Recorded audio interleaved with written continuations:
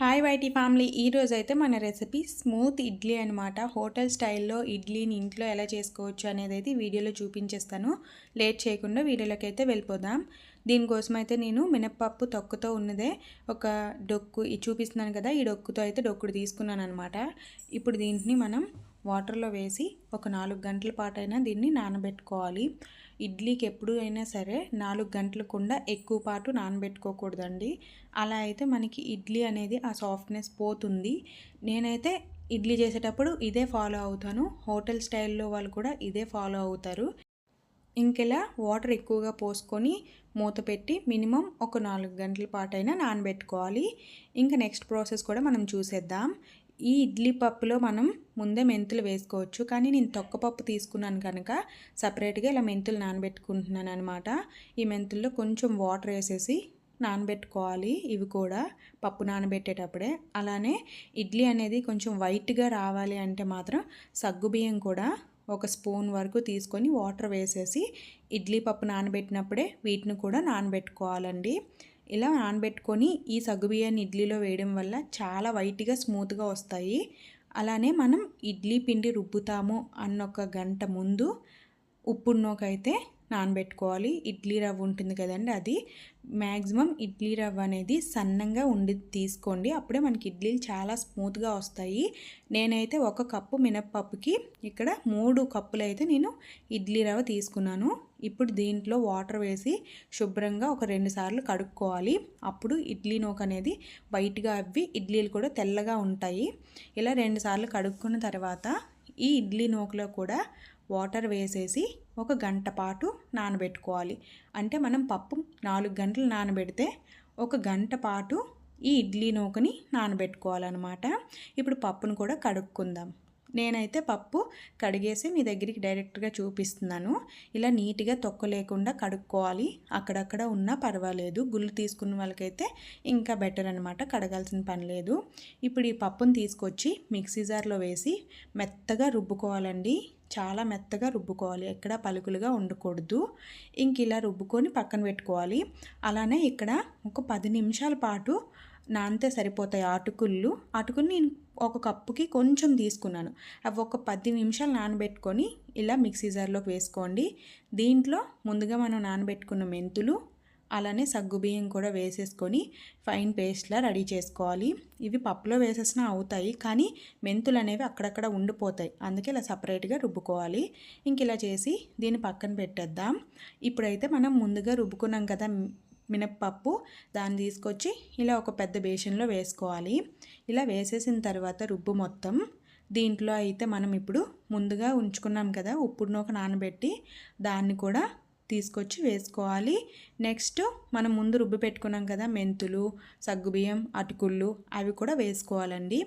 అవి వేసేసిన తర్వాత అయితే నేను ఇక్కడ ఉప్పున్నో కూడా వాటర్ అనేది కొంచెం పిండి వేస్తున్నాను. వాటర్తో అయితే అస్సలు వేయొద్దు, బాగా లూజ్గా అయిపోద్ది పిండి రుబ్బు.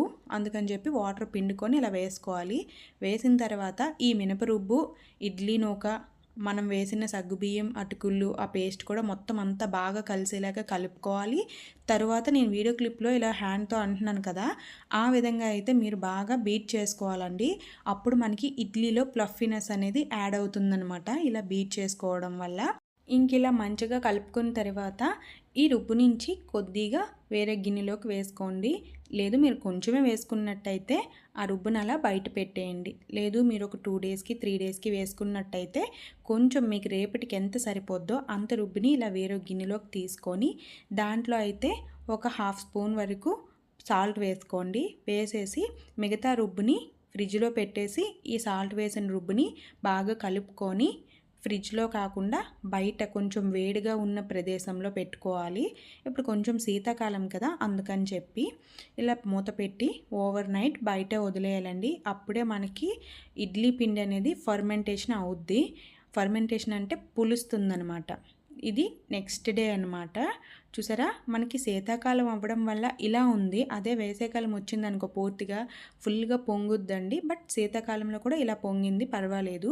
ఇప్పుడు దీన్ని ఒకసారి బాగా కలుపుకొని ఇడ్లీ పాత్రలో అయితే వేసుకోవడమే. ఇడ్లీ పాత్రలో వేసే ముందు ఒక చిన్న టిప్ ఏంటంటే, కొంతమంది వాటర్తో తడుపుకుంటారు. కానీ ఇలా ఆయిల్ పెట్టుకోవడం వల్ల ఇడ్లీ అనేది ఆ ప్లేట్కి అంటుకోకుండా నీట్గా వచ్చేస్తుందండి. నేనైతే ఆయిల్ పెట్టుకున్నాను.